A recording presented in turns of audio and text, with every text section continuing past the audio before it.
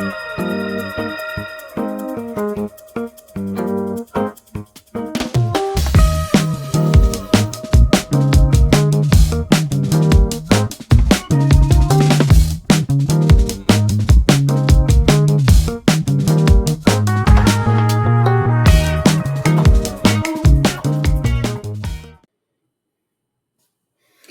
welcome back to Know Before You Go. Brian Parker and the Brian Parker Group.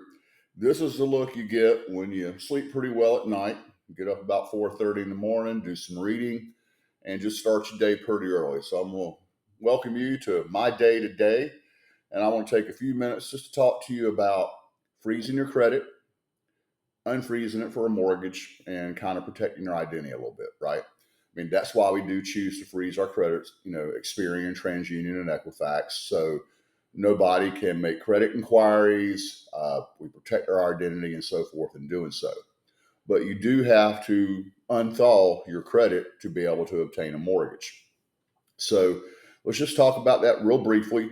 So when you go to do your pre-approval and looking to refinance or buy a home, you're going to have to open up all three credit bureaus, okay? And then once your mortgage lender pulls credit, you can refreeze it or maybe not.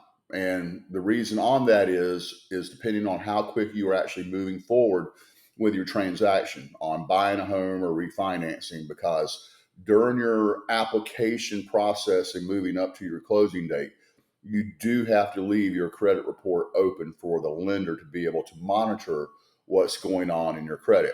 We don't continue to pull credit or anything like that, but there's a thing called undisclosed debt monitoring. We call them UDMs on our world.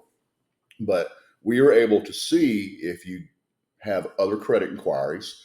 We're able to see if you're running balances up on your accounts and so forth, which can affect your debt ratios in some cases and everything, and qualifying. But if you're getting pre-approved today, just so you get an idea of what you look like, but you might not be ready to move forward and buying in about 6 months, once I pull your credit, you can go ahead and refreeze it, and then when you're ready to get back into the saddle and look at really moving down the road and purchasing that home, then you need to unfreeze that credit again. Your credit report with most lenders is good for about 120 days. Okay, so as long as once we pull your credit, if you are closing on your transaction within that 120 days, we do not have to re-pull your credit again.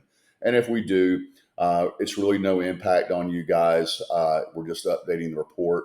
There's another video, I think it's episode 30, on how do credit pulls affect your credit score and stuff like that. Go check that out if you haven't seen it. Now, we freeze the credit. Just going to wrap this up really quick. Why? To protect our identity. But a couple of things I'll just give you 2 tips on to make sure you're practicing, the best safeguards. Number 1, never share your information. We're all getting texts and phone calls now about wanting to verify something and what's your social security number. Just say no, okay?